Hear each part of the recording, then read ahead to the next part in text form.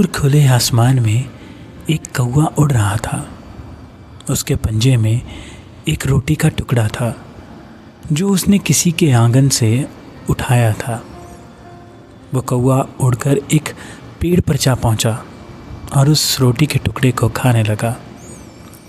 ये उसका रोज़ का काम था। वो रोज़ आसमान में उड़ता, अपना खाना ढूंढता और शाम होते ही किसी पेड़ पर जा बैठता। कौवा जिस इलाके में रहता था उस इलाके के बगल में एक बहुत बड़ी दुकान थी। वो जब भी उस दुकान के ऊपर से उड़ता उसे एक मोटा सा चूहा नज़र आता। चूहा हमेशा एक ही जगह पर बैठा रहता था। ना वो कहीं जाता था ना कुछ करता था, बस आराम से बैठा रहता और अपनी ही मस्ती में खोया रहता। कौवा उसे देखकर हैरान रहता था। एक दिन कौवा उसके पास उतर गया। अरे चूहे भाई, तुमसे कुछ पूछना था।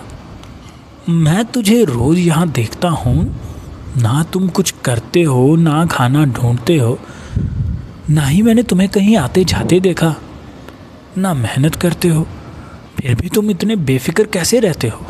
चूहा मुस्कुराया। बहुत आसान है भाई, उसने कहा। पास में ही लाला जी की दुकान है, उनका घर है। जब भी भूख लगती है अंदर घुस जाता हूँ और जो मन करता है उठाकर खा जाता हूँ। ना मेहनत ना फिक्र, अपने तो मज़े ही मज़े हैं भैया। कौवा हैरान रह गया। धीरे धीरे दोनों की दोस्ती हो गई। अब जब भी धूप तेज़ होती या फिर बारिश होती, कौवा चूहे के पास आ बैठता। चूहा भी उसे खूब खाने को देता।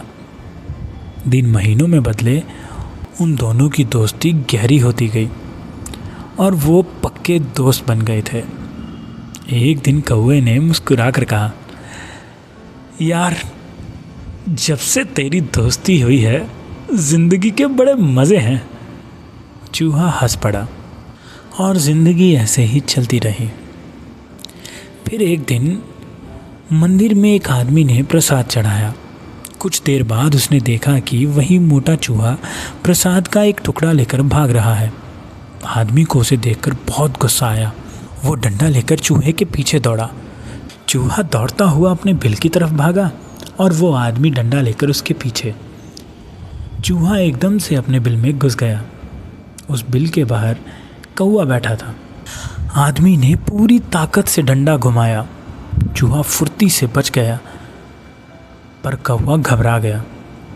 उसने तुरंत पंख फैलाए और उड़ने की कोशिश की, लेकिन वो उड़ नहीं पाया। उसने फिर कोशिश की, लेकिन उसका शरीर जैसे उसकी बात मान ही नहीं रहा था। उसी पल आदमी का डंडा ज़ोर से आकर उसके सिर पर लगा। कौवा ज़मीन पर गिर पड़ा। उसकी सांसें धीमी पड़ने लगी और एक पल के लिए उसकी आंखों के सामने उसकी पूरी ज़िंदगी आ गई।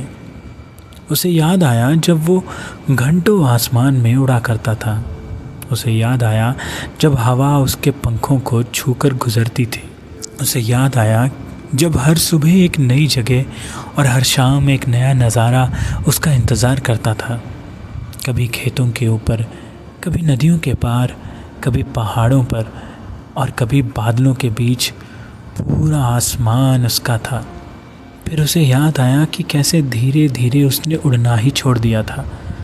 एक दिन के आराम के लिए, कभी एक दिन और के लिए, और फिर ना जाने कितने लंबे समय के लिए। वो भूल ही गया था कि आखिरी बार वो कब उड़ा था। उसकी आंखों से एक आंसू निकल पड़ा।